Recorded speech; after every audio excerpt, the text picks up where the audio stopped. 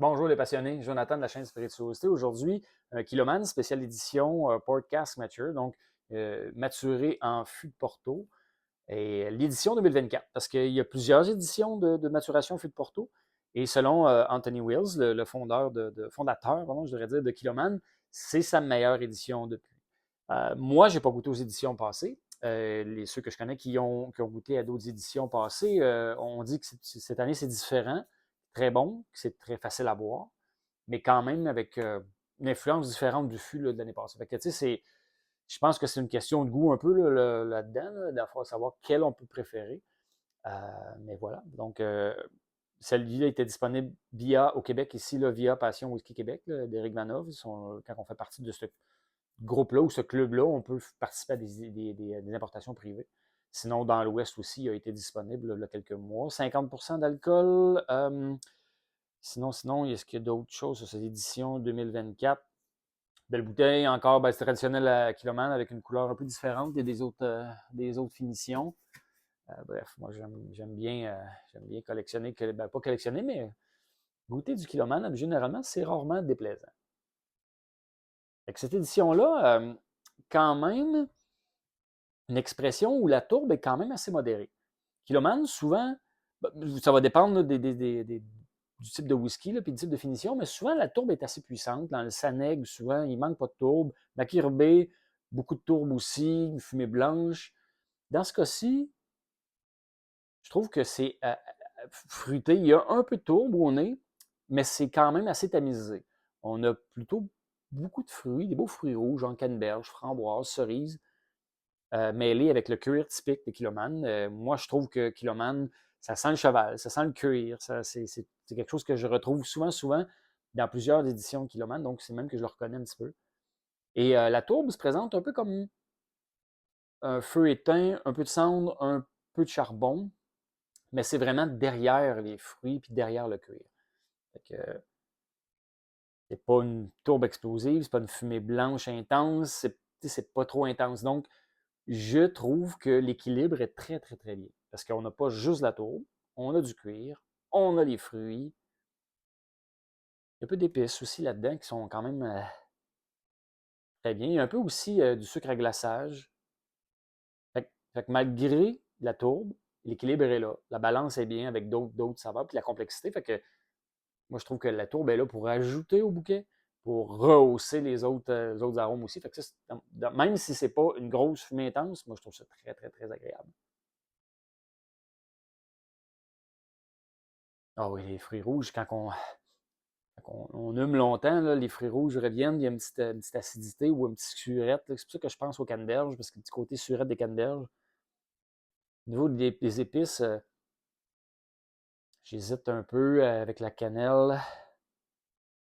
Il y a un peu aussi de chêne humide. Non, pas chêne humide. Chêne encore vert. On va voir s'il y a des herbes, mais j'ai plus de fruité qu'herbal, fait que j'ai pas trop d'herbes. Vraiment, un nez le fun, un nez qu'on peut s'y perdre assez longtemps quand même. Mm. Sans plus tarder, on plonge. Mm. Ouais. Là, en bouche, on a un peu l'intensité de la tourbe un peu plus élevée. Donc, mais plus du côté cendre et charbon, moins fumé, mais vraiment, même charbon assez intense. Euh, Après ça, il y a quand même une bonne épice. C'est assez un peu vif. Fait que ça nous picote un peu sur la langue, dans le milieu, l'arrière-bouche aussi. En fin de bouche, là, on a une bonne dose d'épices. C'est quand même assez chaleureux. Fait que le 50% en bouche, le rend quand même assez relevé. On va voir si je suis capable de décortiquer un peu mieux ce qui se passe au palais.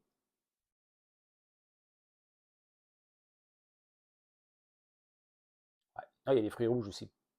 Un peu plus amer, les fruits rouges. Fait que, la canneberge, ça fait encore très bien. Peut-être un peu quelque chose de vif, comme un peu de la framboise. Avec le cuir, on a un petit peu le cuir. Il est moins intense, le cuir au palais, mais il est quand même là. Avec le charbon qui est quand même assez présent. Ça finit en épices. Il y a une petite astringence là, au niveau là, des côtés de la bouche qui vient resserrer un peu, qui vient un peu du petit côté surette là, de la canneberge. Fait que le palais est différent que le nez, mais c'est vraiment pas déplaisant. Puis ça ajoute une facette différente, je dirais, là, à ce kilomane-là.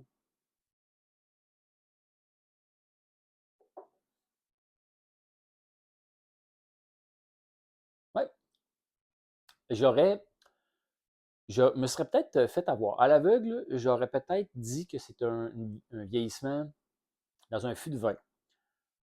Parce qu'il y a, il y a pas le. Il y a l'acidité et le petit côté surette. Il y a le côté très fruit qui fait penser à des fûts de vin. Mais des fois, dans le Porto, j'ai des noix, j'ai quelque chose d'un peu plus huileux peut-être, puis je ne l'ai pas, là. Fait que c'est pour ça que j'aurais peut-être été plus, vu que c'est acidulé, j'aurais peut-être voté plus fût de vin.